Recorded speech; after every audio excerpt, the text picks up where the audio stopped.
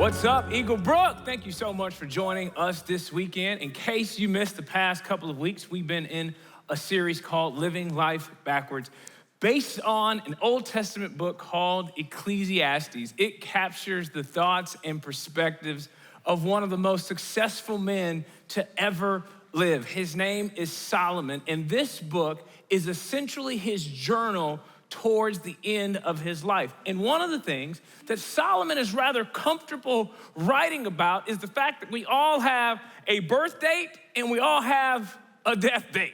And in light of the story we want told when we're gone, we should work backward and truly think and live with the end in mind. I grew up in a small church just outside of the Chicagoland area, and it seemed like everybody in my church had a keen awareness that they could die any minute, okay? Like they kept using this vernacular after all of their statements, Lord willing. Lord willing, you couldn't talk about anything in the future without someone saying, Lord willing. All right, man, we'll see you later. Lord willing. Do you plan on getting hit by a bus today? I don't.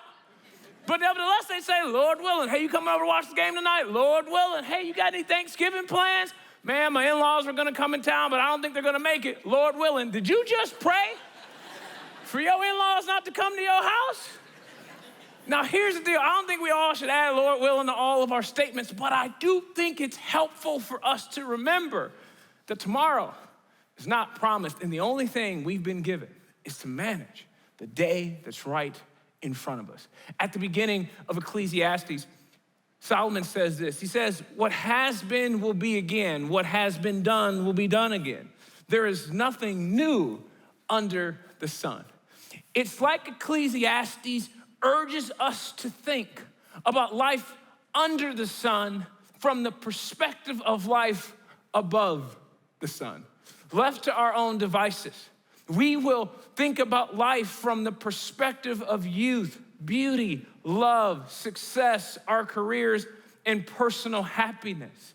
Ecclesiastes, however, has been teaching us to think about life from the perspective of death. Stand by a graveside and learn how to live. Whether you're a Christian or not, whether you've been going to church for decades or if it's your first time, every single one of us has to make a decision about how we're going to live our life. All of us have to make a decision about what we're going to make of our life. Here's a couple of options of what you can make your life about. And the first one on the list is what we've been taught to do since we were kids. And that's to make our life about how to make money. Because for some people, money makes their world go round. And so some of us have been taught to expend all of our energy to get as much of this as we possibly can. Some people might say, well, I'm just trying to make a living. And when you're living paycheck to paycheck, you'd say, well, I'm just trying to make ends meet. Then there are some who wake up every day and feel that it is their goal in life to make a name for yourself.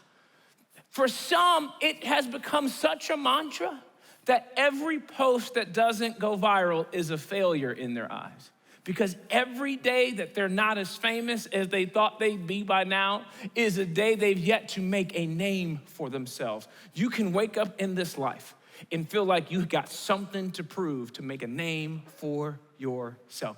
Sometimes you wake up and believe that it is your goal in life to hop on Facebook and make a point. Sometimes people feel like today's the day, like this is what I'm going to make my life about.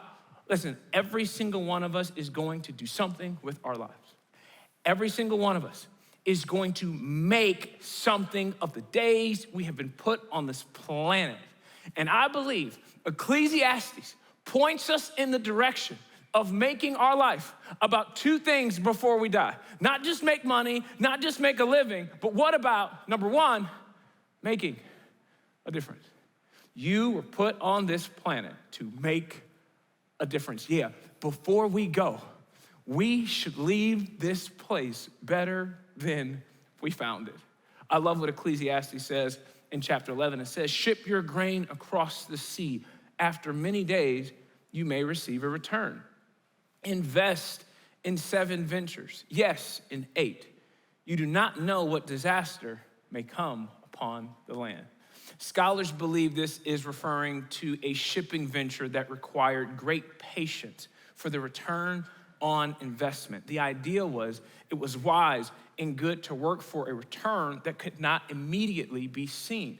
Ship your grain across the sea. Or another saying they would say during this day was, cast your bread upon the waters. It was used to convey the idea of giving your material things to the needy in a way that might seem wasteful as throwing your bread upon the waters, and then you will be rewarded.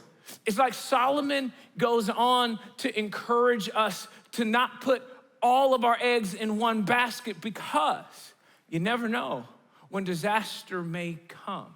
Sometimes we expend a great deal of energy to make money so that we can own stuff. And then when we own stuff, we almost feel entitled to it because we worked hard and we earned it, and might even say we deserve it. And it makes us want to hold on to our stuff tightly. But what Ecclesiastes invites us to do is to live with an open hand, to see our resources as something that can be used to help others. It's just a better way to live. I was traveling to Atlanta one day and I needed a haircut, so I put it on Facebook and I said, hey, anybody know of a good barber in Atlanta? It gotta be a good barber, okay? You can't mess me up, all right? So this guy goes on and goes, dude, I got the perfect guy for you. I'm gonna set up the appointment and I'm gonna pay for it. I was like, oh man, that's great. I said, man, but dude, I can pay for my own haircut. He goes, no, I already gave him $150. I said, what kind of haircut you think I'm gonna get? Unfortunately, my flight was delayed and I missed the appointment, and I felt so bad because my friend had just given up $150. So I called him, I said, hey man, can I pay you back for that, man? I'm so sorry, the flight was delayed, so on and so forth. And I'll never forget what he said. He said, hey Ryan, it's just money. I thought, how much money you got? That sounds like a lot of money to me. And he's not an ultra wealthy person by any stretch of the imagination, but for him, he's just like, dude, it's just, he saw money for what it really is. It's just money. Because I think for most of us, we find ourselves not thinking of our resources to help other people. We're trying to think about how many resources we can get for ourselves. We're thinking about what's in it for us. We're trying to get a blessing. We're trying to get a promotion. We're thinking about our career path. We're thinking about our love life. But coming from Solomon, the guy who was able to get everything he could ever want, he tell you, make your life about generosity, and you will find yourself making a difference. When I was in the 5th grade, my dad suffered from a stroke, and he spent 52 days in the hospital, and he never fully recovered from the stroke and lost his ability to drive and work. So for a large portion of my life, my dad was handicapped. And I just remember showing up at our youth group that I was attending at the time, and there was this intern there named Jeff Pershing. And here's what Jeff simply did. He took me under his wing. He saw a kid trying to figure out life at a very, very young age. And the way he taught me about Jesus was how he treated people. And one of the things he modeled was generosity. Jeff made $50 a week as an intern. I knew that because that was a running joke in the youth group about how all the interns were broke. Now, this is what Jeff would do almost every week. Jeff would often take $5 of his 50 and take me to lunch. He invested in me when I was just a kid, and I will never forget his generosity because he was utilizing 10% of his weekly income on just me. When I first showed up to North Central University, go Rams, I know a lot of you have never heard of that university, but it's a real university, I just gotta throw that out there. When I arrived there, I had no earthly idea what I was doing in my life. And I didn't know where I belonged. I almost quit the basketball team before the season even started because I had just completely lost my passion for the game. I had only made the decision to even go to North Central 2 weeks before the semester even began. One of my best friends was going there. He goes, hey, you coming or not? I went, I guess I'll see you there. And I just started enrolling, and I just kind of showed up in Minnesota. It was just like, hey, where am I supposed to go? And so I was pretty aimless. And I was at a chapel, and I heard this guy speaking, and his name was Nate Roosh. And he was one of the university's VPs at the time, and his message just resonated with me. And so I found him after that chapel, and I said, hey, man, I didn't fall asleep in that chapel. That was actually pretty impressive. And Nate just looked at me. He goes, man, I just feel like there's something special about you, man. Can you go to my office and make an appointment to meet with me? And I wasn't doing anything with my life, so I went directly to that office and made the appointment. They said, well, actually, he's got an opening this afternoon. I was like, let's do it. And so he walks into his office at 3 o'clock, and he goes, well, that was fast. I said, I don't have anything to do. So yeah, I'm here for sure. And here's what went on from there. Nate simply opened up his life and schedule to me. He'd simply allow me to take him to the airport when he was going out of town. He'd let me go to his kids' basketball games, and we just talk about life. And he's been one of my mentors to this day. Every time we talk, he always asks the right questions. Most people, when they talk to me, they want to know where I'm flying to next. He always asks, how's your wife? How's Amanda? How's your kids? He's invested in me and continues to invest daily. Most people think of investing and think of generosity as this thing for people that are wealthy. No, it's the thing that people do that have a heart to just do it. Sometimes the greatest resource you can give someone or an organization isn't your money. Sometimes it is your time. So this weekend, I think each and every one of us has to ask in regards to our most valuable resources, our time and our money, where and who could we be more generous with? Because at the end of our life, what you and I want more than money in the bank is knowing that we've made a difference in somebody else's life. Solomon beckons us to give our best to what's in front of us because he says, hey, today could be our last day. And then in Ecclesiastes 11, he dives into something I find very interesting. He says, if clouds are full of water, they pour rain on the earth. Whether a tree falls to the south or to the north, in the place where it falls, there it will lie. Whoever watches the wind will not plant. Whoever looks at the clouds will not reap. It's a rather poetic way in how he writes, but essentially what Solomon understood about life is that sometimes we can face the unknown and just get stuck there. Sometimes you get stuck watching the wind. Sometimes you get stuck cloud watching. Sometimes we can let what we don't know about God, the world, and our life just overwhelm us, and not just overwhelm us.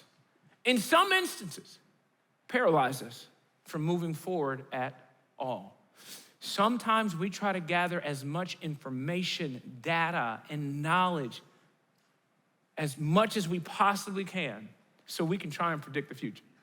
We want to know how our movie ends. We want to know how our kids' movie ends.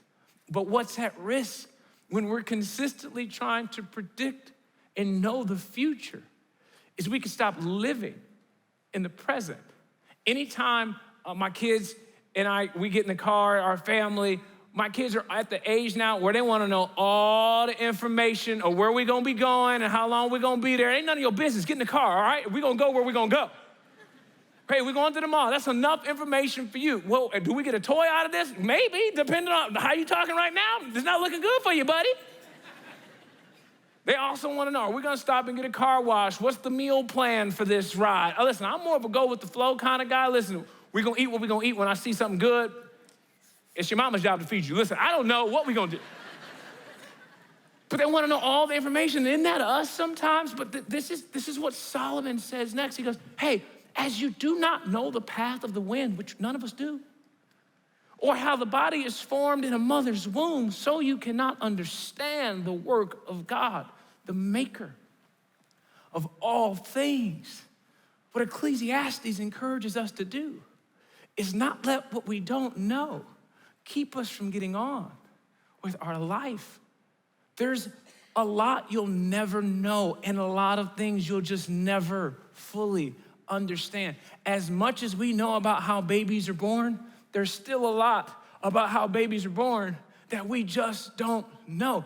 Pregnancy is much more than a biological process. Starting from conception, which is far from simple and obvious, there are many difficulties and obstacles to overcome during the attempt at conception, starting from the cervical mucus to the egg itself, which must be receptive, up to the sperm, which can sometimes be lazy or damaged. I'm not talking about you right now. In addition to all this, there is a very short window and opportunity for conception, just a few days a month. Then, once these first obstacles have been overcome, the egg that has been successfully fertilized will have to face other difficulties.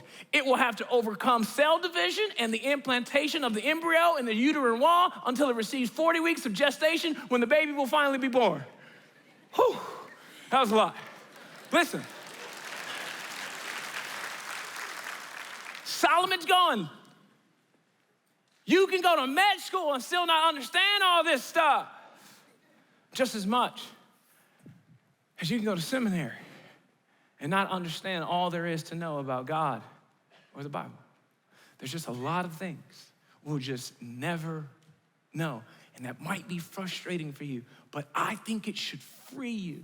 What letting go of what you don't know does is it helps you come to grips with your reality and your limitations.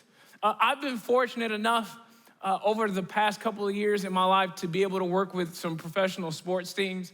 And I think people really underestimate how good professional athletes really are. I was visiting a friend the other day at a practice, and typically at 6'3", I'm often the tallest person in the room, but all of a sudden that gym, I became the shortest person in the room.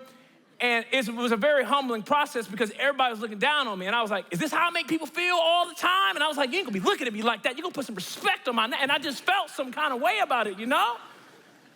And I'm dealing with my own reality on the sidelines. Listen, they had some interns there that were 6'6" doing 360 windmills. And I was like, he ain't on the team? He just works here? That's crazy. One guy walked up to me and goes, man, I heard a lot about you. I said, hey, what's your role on the team? He goes, I'm a player on the team. I said, man, I can't tell who's who right now, man. There's a lot going on. But you know what I had to come to grips with? I have played basketball my whole life. I was All-American at a university most people have never heard of. Nevertheless, I realize as good at basketball as I can be, there's levels to this thing and there's limitations to this thing. And I had to come to grips with the fact that there are a lot of people in the world that can do things with the basketball that I will never be able to do. And now I just sit on the sidelines and clap for my friends. Good job, guys. You guys are doing great. This is awesome. And I think for us, we all have to realize our limitations. Guess what? We will never be know-it-alls.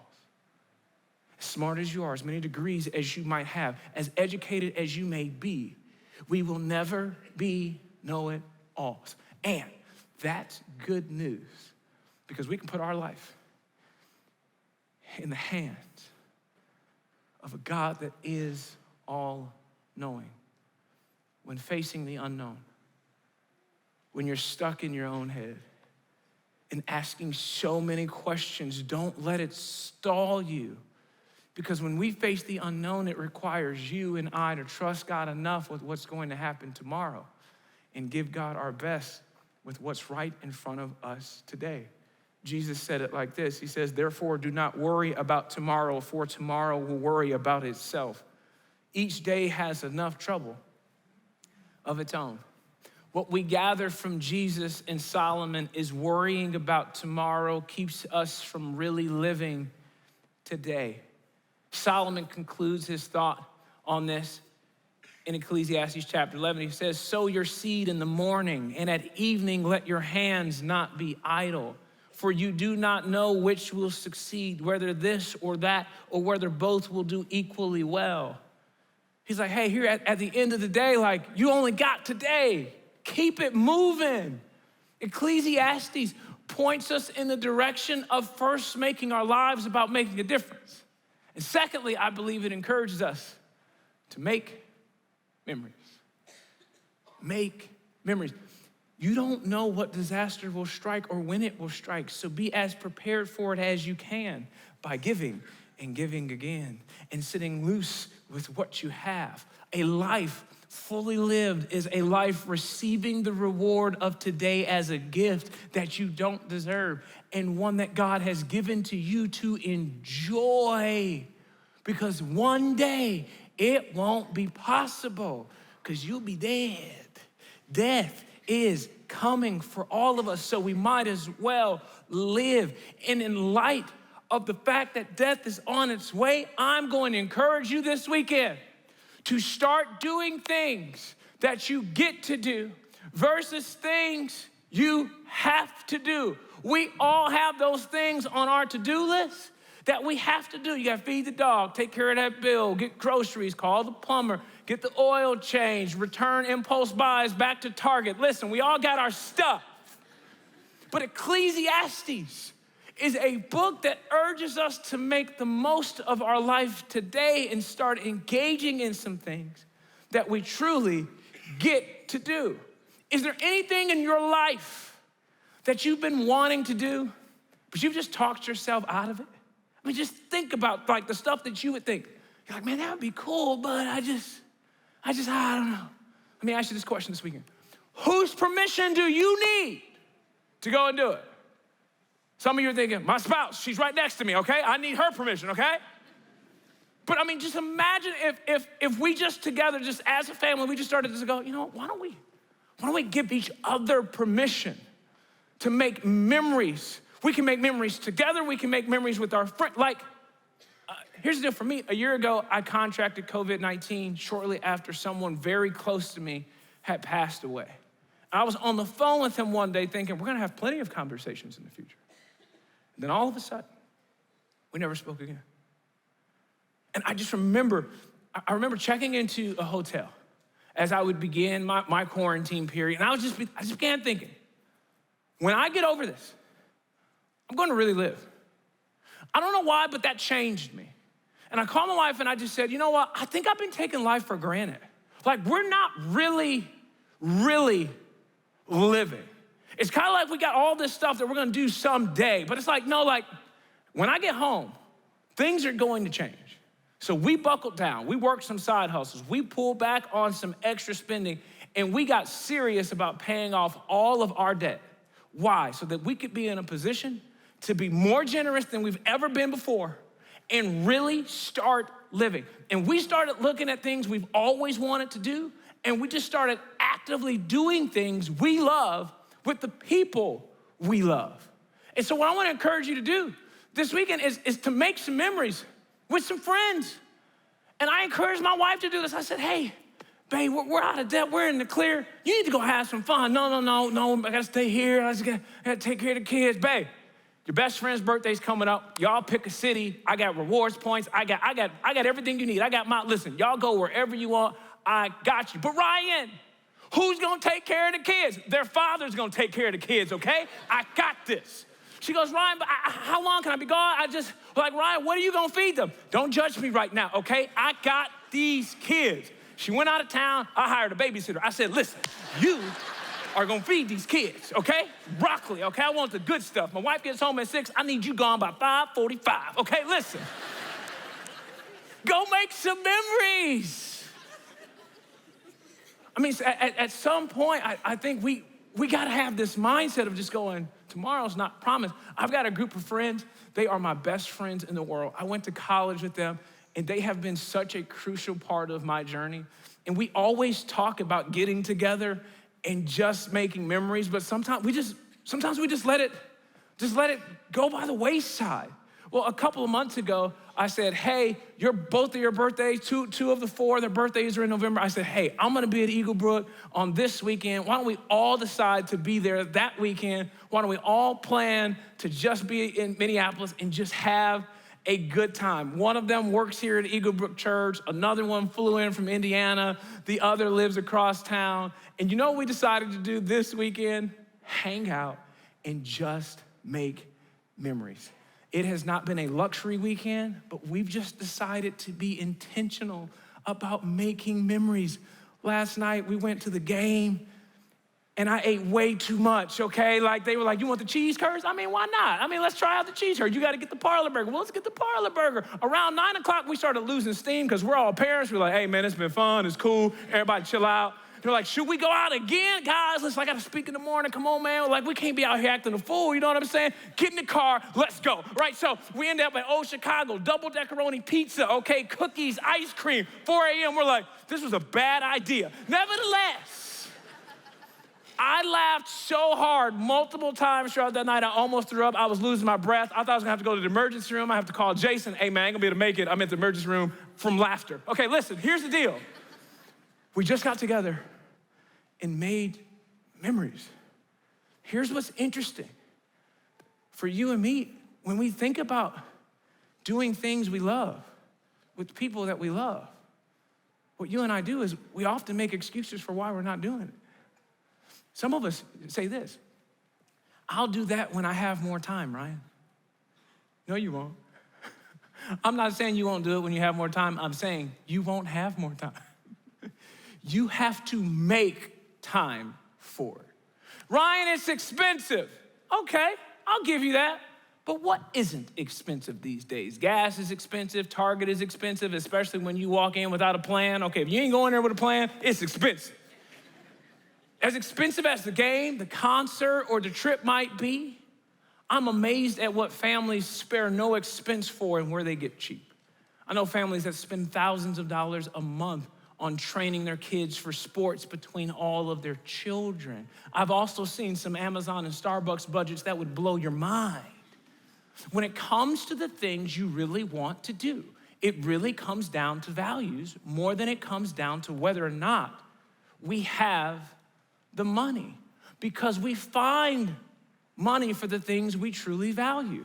I was talking with a photographer a few months ago, and he said he saves a couple grand every single year to go to the Super Bowl. And I thought to myself, I said, hey man, I don't know if that's a great financial decision for you. You don't make that much money, you know? It's like, but then he started telling stories. And I thought to myself, you may not be the wisest person financially that I've ever met in my life. However, you're living. Like you're really living. Here's what I know about you and me, regardless of our socioeconomic status. We are all going to spend a lot of money in our lifetime on something. We might as well start at minimum, start saving for something we actually want to do.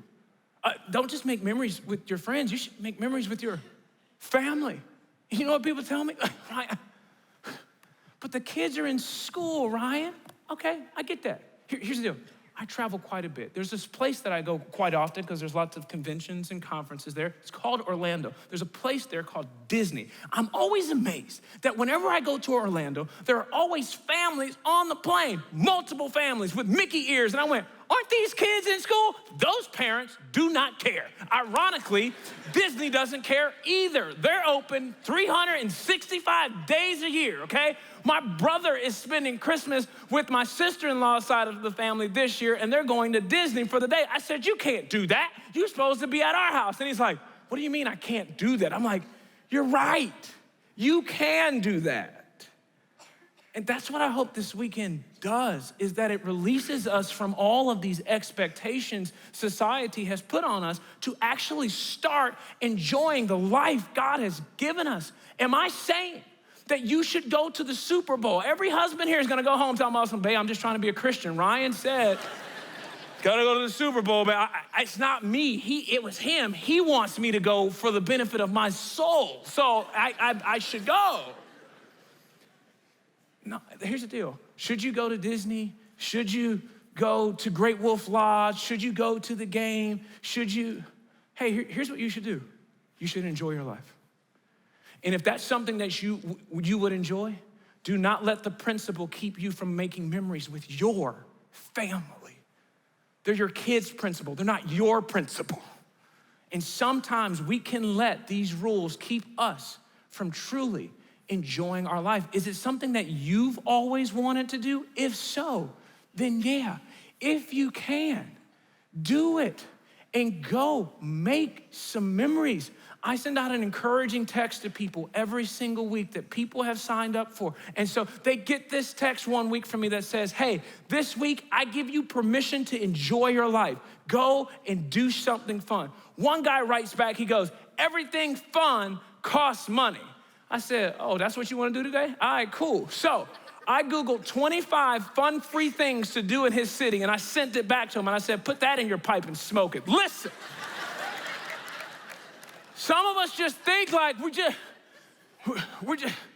just so rich. It's like, no, we can't do, no. Live. Ryan, a recession's coming, man. We gotta. Yeah, before it comes, you might wanna live today. You might not make it to a recession, is what Solomon would tell you. Essentially, I believe Ecclesiastes frees us from all the rules that say we can't. Whose permission do you need to start enjoying your life? Solomon would tell you, you only get one.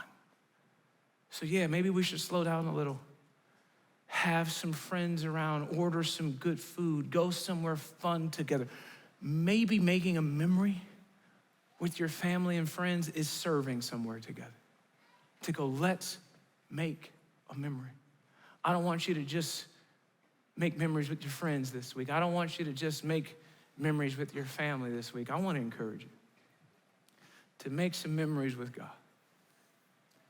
When was the last time you had a date with the Almighty? I got to be honest and vulnerable with you. October was one of the roughest months of my life. And at one point in October, I just had to pause my life. And you know what I did? I ordered breakfast and I just sat outside and talked to God.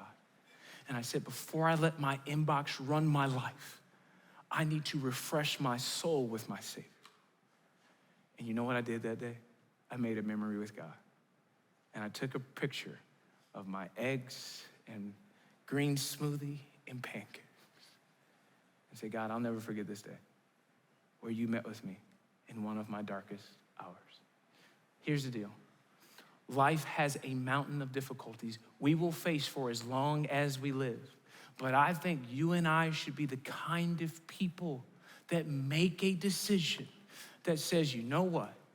Despite my challenges, setbacks, and circumstances, I've decided that with the amount of years I'm given by God to live on this planet, I'm going to spend it making a difference and making memories. Wherever you are in your life, God's given you one. It's not perfect, it's probably not ideal, but it is a life. And I think the best decision any of us can make is spending our life giving it back to him and saying, Lord, here's my life.